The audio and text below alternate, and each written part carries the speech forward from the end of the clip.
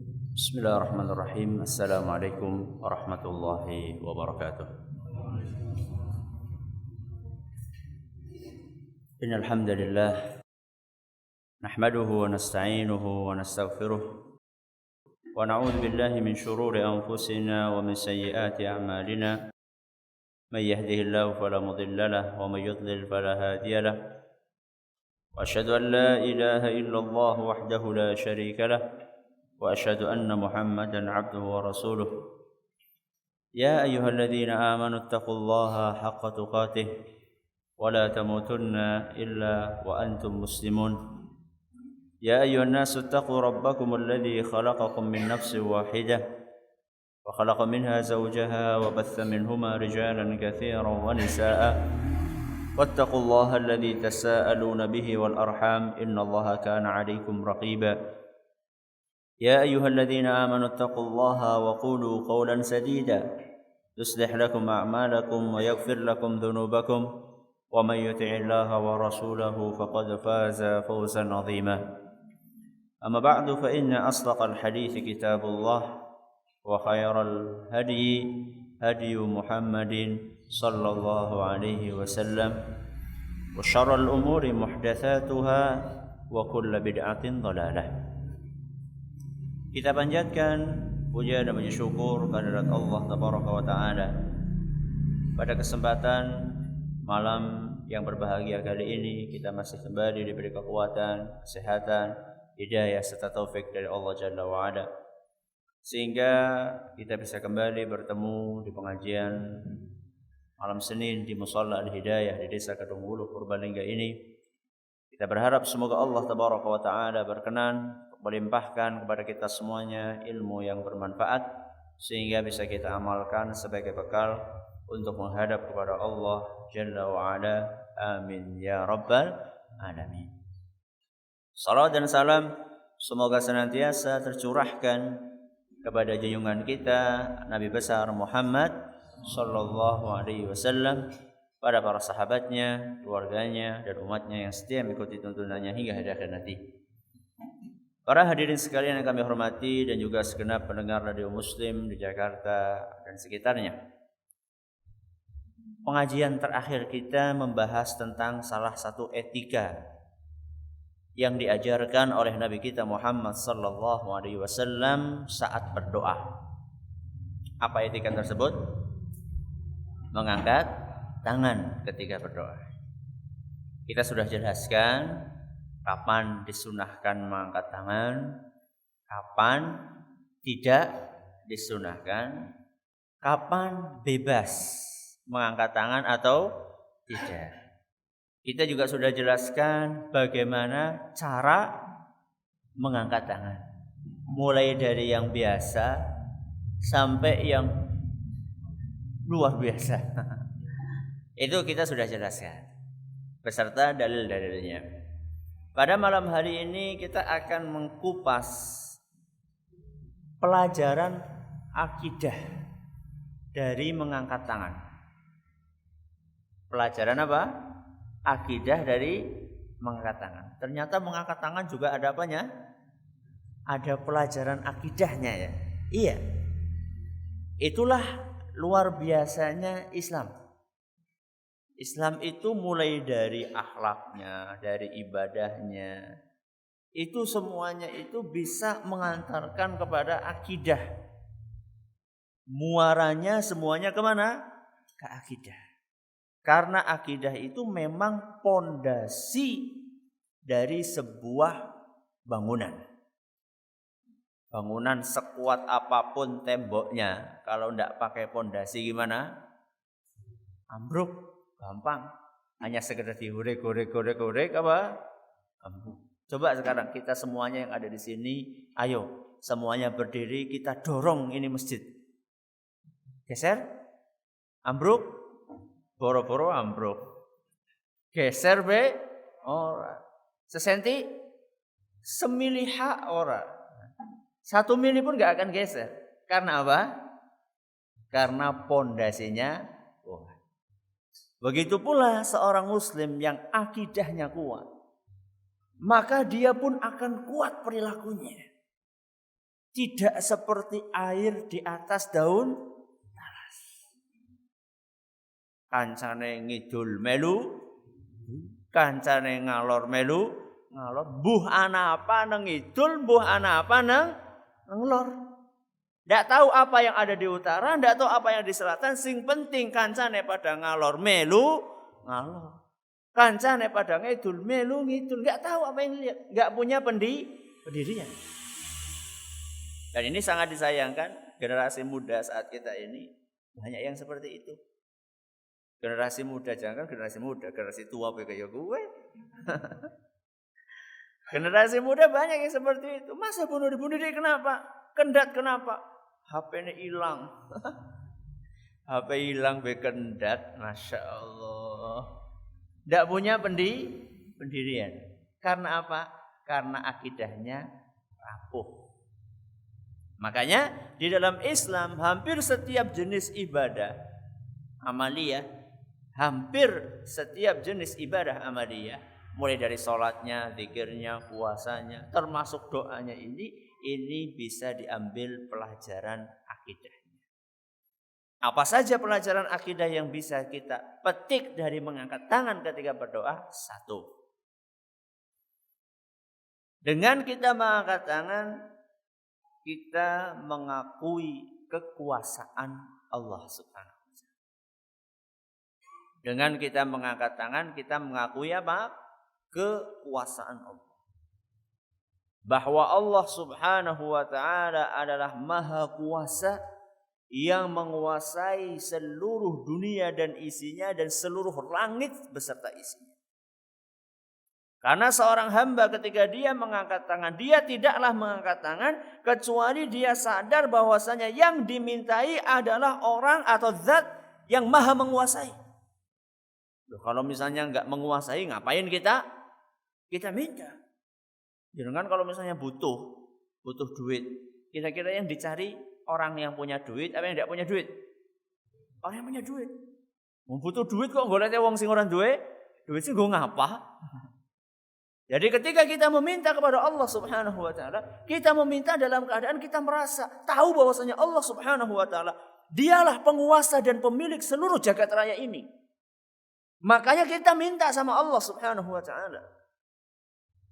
Dari sinilah kita mengetahui anehnya sebagian orang yang minta-minta kepada benda mati. Lu benda mati kok dijaluki? Mbah siapa? Mbah, saya nggak tahu, keris itu namanya macam-macam, ada mbah. Ada keris itu ada namanya ya, ada keris apa, Nogo Sasro atau apalah pokoknya. Apa? Sapu Kinten. Nggak tahu saya, pokoknya namanya macam-macam. Dipanggil-panggil mbah ini mbah. Wong keris benda mati kok dimintai? Allah di dalam Al-Quran mengatakan wa tawakkal 'alal hayyil ladzi la yamut. Kata Allah Subhanahu wa taala, bertawakallah kalian, bergantunglah kalian kepada yang maha hidup yang tidak akan pernah mati. Siapa itu? Allah. Jadi syaratnya kalau kita mau bergantung, carilah zat yang maha hidup dan yang tidak akan pernah mati. Artinya apa? Artinya kalau ada zat yang tidak memenuhi dua syarat itu, tidak boleh kita bergantung padanya. Pertama syaratnya apa? Maha hidup dan tidak akan mati. Berarti dari sini ada 3 jenis yang tidak boleh kita bergantung kepadanya. Yang pertama adalah makhluk hidup yang akan mati. Kalau tadi kan apa? Allah Subhanahu wa taala maha hidup, tidak akan pernah mati. Itu yang kita bergantung kepadanya. Tapi kalau makhluk hidup akan mati, tidak boleh kita bergantung kepadanya. Atau yang kedua, makhluk hidup yang sudah mati. Wis mati kok dijaluki. Yang ketiga, bukan makhluk hidup yang sudah mati, juga bukan makhluk hidup yang belum mati, tapi apa? Benda mati. Orang urip babar belas. Contohnya apa? Keris. Ini sing paling rendah ini. Sing paling rendah. Makhluk hidup sing ngesi urip tapi bakalan mati, tidak boleh kita mintai. Yang kedua, makhluk hidup yang sudah mati. Siapa? Ya wong mati, siapa lagi? Yang di kuburan itu. Itu sudah mati. Yang ketiga adalah benda yang memang dari awal mati. Ini tidak boleh dimintai. Yang boleh dimintai adalah Al-Hayyul Ladzi la yamut, yang maha hidup, yang tidak akan pernah mati. Yaitu siapa? Allah Subhanahu wa ta'ala. Ini pelajaran akidah yang pertama. Dengan kita mengangkat tangan kita berdoa, berarti kita telah mengakui kekuasaan siapa? Allah Subhanahu wa ta'ala. Yang kedua, pelajaran akidah yang bisa kita petik dengan kita mengangkat tangan adalah dengan kita mengangkat tangan kita telah mengakui kemaha-pemurahan Allah. Kemahan apa? Pemurahan Allah. Maha pemurah itu artinya apa? Artinya? Gampang memberi. Ya. Itu namanya maha pemurah. Mudah memberi. Karena ketika kita mengangkat tangan kita tidak akan mengangkat tangan kecuali dalam keadaan kita yakin bahwa yang dimintai akan memberi. Coba jenengan kalau sudah tahu mau ngutang, wis ngerti wong gue ora bakal ngutangi karena memang sudah terkenal reputasinya di dalam kepelitan. Wis terkenal. Jadi reputasinya itu sudah sangat apa? Sudah sangat tersohor. Terkenal apa nih? Pelite. Apa kira-kira jenengan totok-totok mengono? Lah, ngentong-ngentongaken waktu. Tapi ketika kita mengangkat tangan kepada Allah Subhanahu wa ta'ala, kita mengangkat tangan dalam keadaan kita yakin ini Allah Subhanahu wa ta'ala adalah merupakan zat yang maha pemurah. Allah maha dermawan. Makanya Allah Subhanahu wa ta'ala malu seandainya ada hambanya yang mengangkat tangan kepadanya kemudian pulang dalam keadaan tangan kosong. Kata Nabi SAW, innallaha hayyun karimun. Sesungguhnya Allah itu maha pemalu. Dan juga Allah maha pemurah. Allah subhanahu wa ta'ala yastahyi min abdihi idza rafa'a yadayhi ilaihi an yaruddahuma sifran. Allah subhanahu wa ta'ala malu seandainya ada hambanya yang mengangkat kedua tangannya berdoa meminta kepadanya, kok tahu-tahu selesai berdoa tidak diberi. Malu Allah. Kalau menungsa isin apa ora? Ya ana sing isin ana sing ora. Ada yang memang sudah tidak punya kemaluan, bukan kemaluan. Memang sudah tidak punya rasa malu. Udah minta, sudah nyodorkan tangannya nanti. Masya Allah, gak dikasih juga. Kalau Allah subhanahu wa ta'ala malu. Makanya ketika kita mengangkat tangan itu, kita sebenarnya sedang meyakini bahwasanya Allah subhanahu wa ta'ala adalah merupakan zat yang maha pemurah. Pemurah itu bahasa Arabnya apa?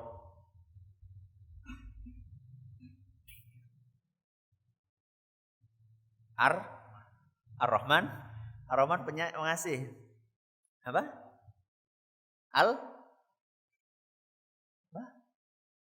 Lirih teman. Rahim bukan apa? Ar-Rahim kawit mau wudu, Rahim. Loh tadi saya sebutkan di hadisnya kok. Al-Karim. Napa? Al-Karim. Mulane Abdul Karim. Jadi jenengan pengen anaknya jadi anak yang dermawan, kasih nama apa? Abdul Karim. Kira-kira seperti itu. Tapi aja nganti wis nganggo Abdul Karim pelit bae. Nama itu membawa do. Maka hati-hati kasih nama. Subhanallah. Beberapa ketika saya pulang dari Jember, saya baca di koran itu ada orang ngamuk di kapal. Nah, katanya orang Purbalingga itu. Ya. Jadi orang Bojari bawa apa? Bawa parang. Disapa sing ketemu dibacoki. Ngamuk gitu. Sampai ada seorang orang tua yang gendong anaknya lari itu dikejar. Saking takutnya anaknya jatuh, tetap dibacoki, akhirnya dia tutupi anaknya itu. Yang menarik ya, namanya siapa? Namanya fasikun. Fasikun. Tahu nggak artinya fasik? Orang yang jahat. Fasikun. Bahasa Arab itu. Loh, temenan. Bahasa Arab itu. Tapi artinya jelek. Wah, subhanallah. Memang betul-betul nama itu merupakan doa. Kalau namanya jelek, ya juga akan membawa kepada apa? Perilakunya. Makanya kalau pilihlah nama yang baik. Tidak setiap nama yang disebutkan dalam Al-Quran, tidak setiap kata yang disebutkan oleh Al-Quran itu bisa dijadikan nama. Oh ketemu ya, ketone apik ya, keren ya. Panggilannya Fir. Jebule ujarku Fir sama jebule Fir'aun. Yang Al-Quran ana Fir'aun. Enggak. Tidak setiap nama yang dari Al-Quran kemudian dipakai karena kayak gue jenenge bae tabat yada Abi Lahab. Panggilannya Hab. Siapa jenenge Abu Lahab? Lu Abu Lahab nang Quran ana. Maka hati-hati nama. Abdullah Pak, Abdul Karim. Karim yang maha pemurah. Ini adalah pelajaran yang kedua. Pelajaran yang ketiga. Dengan kita mengangkat tangan, kita bisa mengambil pelajaran bahwa Allah itu maha mengetahui gerak-gerik kita. Allah itu maha mengetahui gerak-gerik kita. Sekarang ini ada nggak orang yang sedang mengangkat tangan? Sekarang ini. Insya Allah ada. Lagi berdoa, insya Allah ada. Di mana? Di mana-mana. Di mana-mana. Entah di masjid, entah di rumah. Berapa jumlah mereka? Enggak ketahuan, enggak tahu berapa jumlahnya. Di mana saja? Apakah di depan umum atau di tempat yang tersembunyi? Macam-macam. Ada yang di rumahnya, dalam kamarnya, di dalam biliknya, ada yang di musola sendirian, yang lainnya pada pulang ke rumah, dia tinggal sendirian di musola sambil mengangkat tangan. Dan ketika dia mengangkat tangan, dia itu dalam keadaan yakin bahwasanya ketika dia mengangkat tangan, Allah itu melihat apa yang sedang dia lakukan. Makanya orang yang berdoa, seharusnya dia tidak usah pedulikan apakah dilihat sama orang lain atau tidak. Ada sebagian orang kalau berdoa nak padane dideleng wong nembe apa koton khusyuk banget. Masya Allah, nganti nunduk-nunduk kayak wong ngantuk. Ada sebagian orang yang tidak. Pokoknya ketika saya pengen meminta kepada Allah, maka saya akan meminta dimanapun saya berada. Apakah orang itu melihat saya atau tidak? Yang penting Allah subhanahu wa ta'ala itu maha melihat dimanapun saya berada. Walaupun sendiri Ustaz di kamar. Walaupun sendiri. Walaupun Ustaz tidak ada yang lihat. Walaupun tidak ada yang mau lihat. Makanya justru di antara doa yang mustajab adalah doa yang dipanjatkan oleh seorang hamba di dalam kesendiriannya di waktu yang sangat sunyi dan senyap, yaitu di sepertiga malam. Justru saat itulah doa sangat mustajab. Jadi ketika kita berdoa dimanapun kita berada, dilihat orang atau tidak, kita mengangkat tangan kita dalam keadaan yakin bahwasanya Allah subhanahu wa ta'ala maha melihat setiap gerak-gerik kita. Bukan hanya melihat, tapi Allah juga mendengar. Makanya Nabi kita SAW tidak mengajarkan kepada kita agar kita itu bengok-bengok. Apa bengok-bengok? Berteriak-teriak di dalam berdoa. Makanya kata Nabi SAW, irba'u ala anfusikum. Ketika mendengar ada sahabat itu pada mengangkat suara keras-kerasan, seru-seruan, Maka Nabi SAW mengatakan, irba'u ala anfusikum. Kasihanilah diri kalian. Fa innakum lan tad'u asam. Sesungguhnya kalian itu bukan memanggil zat yang tuli. Wala ghaiban. Bukan pula zat yang tidak ada. Artinya kalian itu lagi berdoa meminta kepada zat yang maha mendengar. Maka tidak perlu ngorong-ngorong. Ketika kita berdoa, kita hanya bisik-bisik. Allah dengar? Dengar. Jangankan kita berbisik-bisik. Isi hati kita saja Allah tahu. Dan Allah tidak bingung. Ya, misalnya sekarang. Yang berdoa ada berapa orang? Banyak. Di Indonesia saja? Tidak di Indonesia. Di Cina ada. Di India ada. Di Amerika ada. Di Afrika ada. Bahasanya pada beda-beda. Bahasanya wong banyu. Jangankan di Afrika wong Banyumas karo wong Purbalingga ya pada lah. Wong Banyumas karo wong Kebumen ya pada lah. Sunda. Wong Banyumas karo wong Bandung beda. Wong Bandung karo wong Bali beda. Wong Bali, wong Aceh beda. Itu baru satu Indonesia. Bahasanya beda-beda.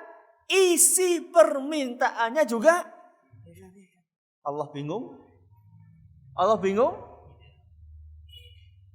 Jenengan kita kalau ada 5 orang ngomong kabeh bahasanya pada. Bingung ora? Wong 5 ngomong kabeh sama kita. Gimana? Meneng disitnya ora paham. Dia lagi ngomong siji-siji golek ngomong.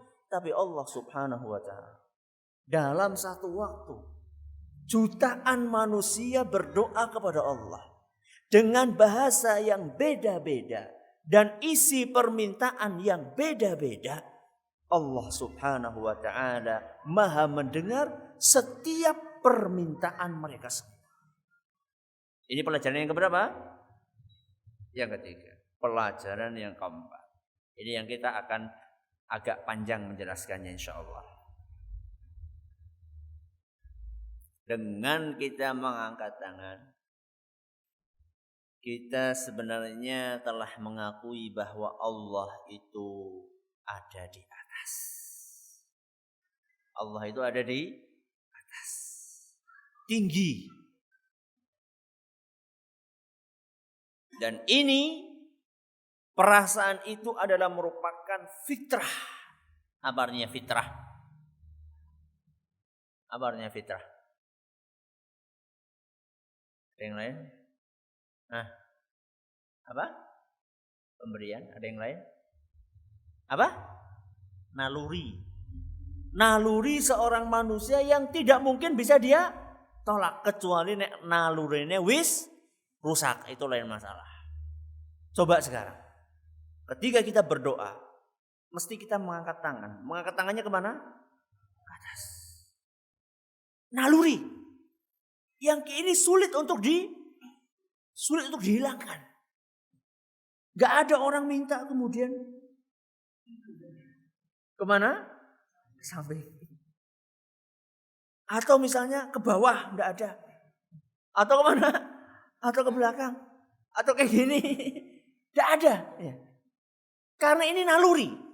Naluri yang Allah ciptakan di dalam diri manusia. Yang manusia itu tidak mungkin bisa mengelak dari naluri tersebut. Tapi sayangnya ada di antara para manusia yang nalurinya sudah rusak.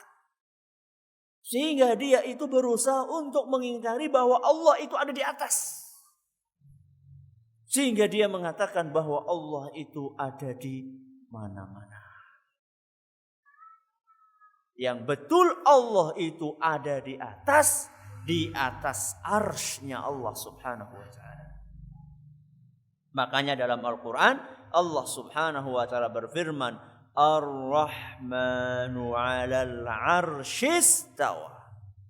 Allah itu berada di atas arsy. Ini dari Al-Qur'an. Dan ini adalah fitrah manusia. Makanya pernah ada seorang ahli kalam namanya Abu Al-Ma'ali Al-Juwaini. Dia salah seorang ahli kalam yang berusaha untuk bagaimana caranya membawakan argumen-argumen rasio, argumen-argumen akli dia untuk menolak bahwasanya Allah itu ada di atas. Dia berusaha untuk membawakan argumen-argumen sampai suatu saat ada seorang muridnya namanya Al-Hamadani. Wahai Syekh, kata dia, engkau dari tadi membawakan rasio dari tadi. Coba saya tanya Syekh, kami ini itu ada naluri. Setiap kita minta itu selalu tangannya kemana? Ke atas. Gak bisa ditolak naluri itu. Setiap akan berdoa selalu tangannya tertuju ke atas. Gak pernah tangannya tertuju kemana? Ke samping kanan, ke samping kiri, ke belakang. Apalagi kemana? Ke bawah gak pernah. Itu gimana Syekh, kata dia. Dia bingung dia. Kemudian dia pegang kepalanya, kata dia. Hayyaronil Hamadani, kata dia.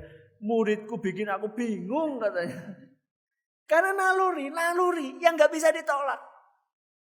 Makanya dalam Al-Quran Allah subhanahu wa ta'ala menegaskan sebagaimana yang saya bawakan tadi. Ar-Rahmanu 'alal 'arsyistawa.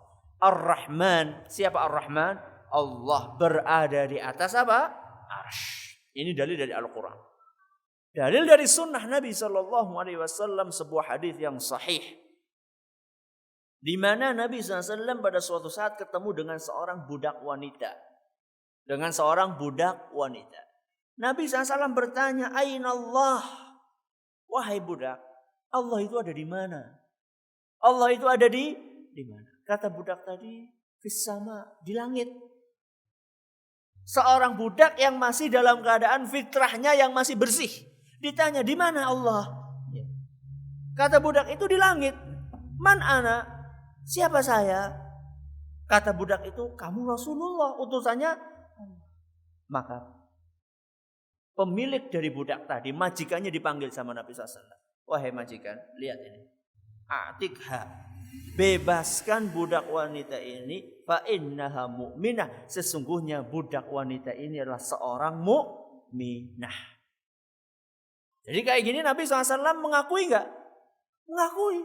Bahwasanya apa yang dibawakan oleh wanita tersebut benar. Bahwa ketika wanita itu mengatakan Allah itu di langit, benar. Dan hadisnya adalah hadis yang sahih. Diriwayatkan oleh Imam Muslim dalam sahihnya. Dan bukan cuma Imam Muslim yang menilai hadis ini sahih. Ada sebuah buku yang sangat bagus. Yang membahas dan mengupas tentang keabsahan hadis tadi yang saya bawakan. Memang hadisnya sudah ada dalam Sahih Muslim. Tapi yang namanya orang, kalau hatinya itu sudah ada penyakitnya, hadis Sahih Muslim pun juga ditolak. Jangankan hadis Muslim, kadang-kadang ayat Quran saja ditolak kalau hatinya sudah tidak, kalau hatinya sudah nggak sehat. Nah, kalau sudah benci sampai ayat Quran pun ditolak. Naudzubillahi min. Ini hadis ya, di dalam buku ini namanya Takhil Al-Ain bi Jawazi Su'ali 'anillahi bi Ain. Inilah karya Dr. Shadiq Ibnu Salim Ibnu Shadiq. Di sini dibawakan bahwa yang menilai hadis yang saya bawakan tadi sahih itu banyak sekali dari dulu sampai sekarang. Di antaranya ada di sini Imam Ibnu Abdul Bar, Imam Al-Baghawi, Imam Ibnu Qudamah. Ini dari madhabnya aja sudah beda-beda madhab fikihnya. Imam Ibnu Abdul Bar madhabnya Maliki, Imam Baghawi madhabnya Syafi'i, Imam Ibnu Qudamah di sini madhabnya Hambali, Imam Az-Zahabi madhabnya Syafi'i, Ibnu Hajar Al-Asqalani madhabnya Syafi'i, Ibnu Al-Wazir Al-Yamani, dan juga Syekh Al-Albani. Banyak sekali ulama yang mensahihkan. Tapi orang yang hatinya sakit, hadis yang genah-genah sahih dia apa kan? Ditolak oleh mereka. Na'udzubillahi min. Jadi dalil dari Quran, dalil dari sunnah, dan juga ijma' para ulama. Apa artinya ijma'? Sepakat. Ulama Islam itu sudah sepakat bahwa Allah itu berada di atas. Sebagaimana dinukil oleh Imam Abul Hasan Al-Asy'ari. Ini sayang ya. Imamnya mengatakan seperti itu, tapi pengikutnya tidak seperti itu. Pengikutnya Imam Abul Hasan Al-Asy'ari bertolak belakang dengan pendapat imamnya.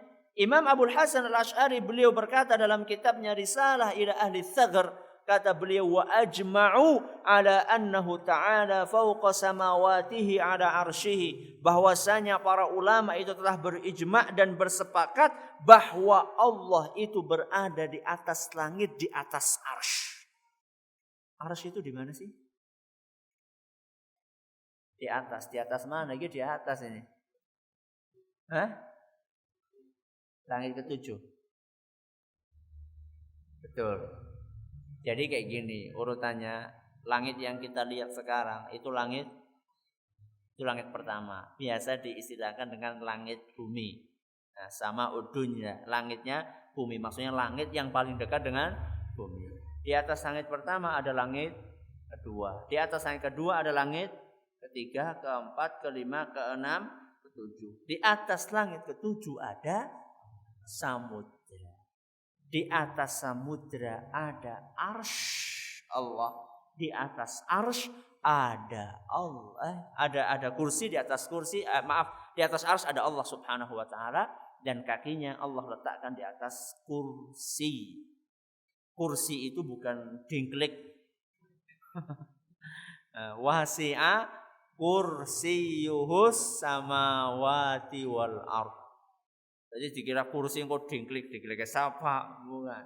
Kalau arti dari kursi yang disebutkan di dalam ayat kursi, namanya juga ayat kursi. Ayat kursi itu ayat dingklik.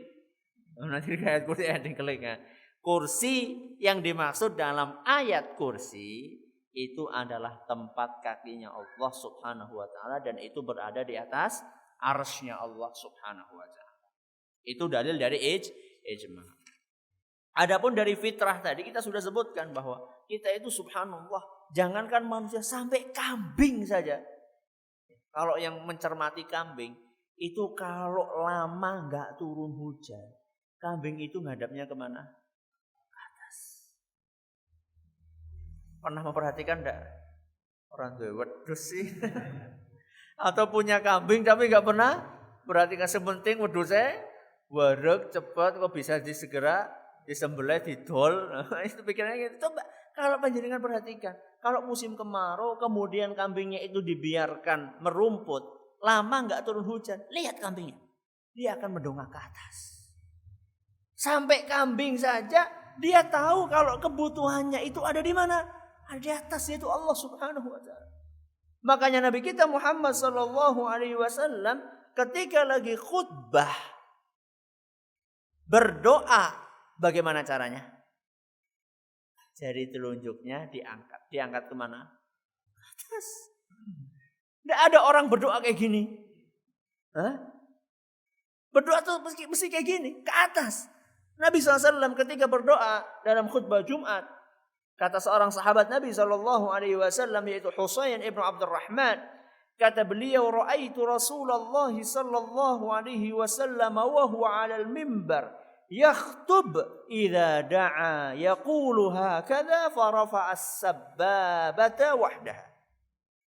Dalam hadis riwayat Muslim.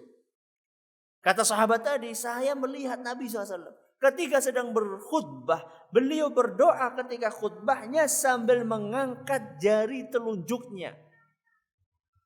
Jari telunjuknya diangkat menuju ke mana? Ke atas. Artinya apa? Artinya yang sedang dipanggil adalah Allah Subhanahu wa taala. Makanya ketika Nabi berdoa sama juga. Nabi berdoa, kadang-kadang kan ada yang doa biasa seperti ini. Ada juga doa yang luar biasa. Ketika lagi apa? Ketika urusannya sedang penting sekali. Nabi SAW semakin mengangkat ke atas atau semakin mengangkat ke bawah? Atas. Itu menunjukkan semakin penting maka semakin diangkat oleh Nabi SAW. Sampai diceritakan kelihatan apanya? Kelihatan putihnya ketiak Nabi SAW. Jadi itu menunjukkan bahwa Nabi itu mengakui bahwasanya Allah itu ada di mana? Ada di atas. Begitu pula Nabi SAW ketika sedang haji wada. Apa artinya haji wada? Haji perpisahan. Nabi SAW sebelum meninggalnya melakukan haji wada. Nabi menyampaikan nasihat yang begitu panjang kepada para sahabatnya. Karena seakan-akan itu nasihat sebelum beliau wafat. Nabi SAW setelah menyampaikan nasihat itu, Nabi bertanya kepada para sahabatnya, ala hal ballagtu, wahai para sahabat, bukankah wahyu dari Allah sudah saya sampaikan kepada kalian semuanya? Kata para sahabat, iya wahai Nabi. Seluruh wahyu dari Allah sudah engkau sampaikan kepada kami. Setelah para sahabat menjawab seperti itu, Nabi SAW mengangkat tangannya ke atas. kemudian menunjukkan kepada orang-orang yang hadir saat itu, kata Nabi SAW, Allahumma syhad, Allahumma syhad, Allahumma syhad. Artinya apa? Ya Allah, saksikan mereka sudah mengatakan bahwa aku telah menyampaikan wahyu. Ya Allah, saksikan. Ya Allah, saksikan. Ya Allah. Ya Allah kemana ini? Ke atas. Saksikan. Siapa? Orang-orang ini. Berarti Allah itu ada di mana? Di atas. Kalau Allah ada di mana-mana, berarti gimana? Ngacunge. Ya Allah, saksikan. Ya Allah, saksikan. Ya toh? Ya, yang namanya di mana-mana kan ada di kanan, ada di kiri, ada di mana lagi? Ada di belakang, ada di bawah. Seharusnya kayak gitu, tapi Nabi tidak. Nabi mengangkat jarinya ke atas kemudian ditunjukkan. Ya Allah saksikan, ya Allah saksikan. 3 kali Nabi SAW. Itu menunjukkan bahwa Allah itu di mana? Di atas. Tepatnya di atas arsy. Inilah pelajaran yang sangat berharga yang bisa kita petik dari etika dalam berdoa berupa mengangkat tangan. Dan insya Allah kita akan lanjutkan dengan pembahasan yang lainnya pada pertemuan yang akan datang. Wallahu ta'ala a'la wa a'lam. Subhanakallahumma bihamdika asyhadu an la ilaha illa anta astaghfiruka wa atubu ilaik. Assalamualaikum warahmatullahi wabarakatuh.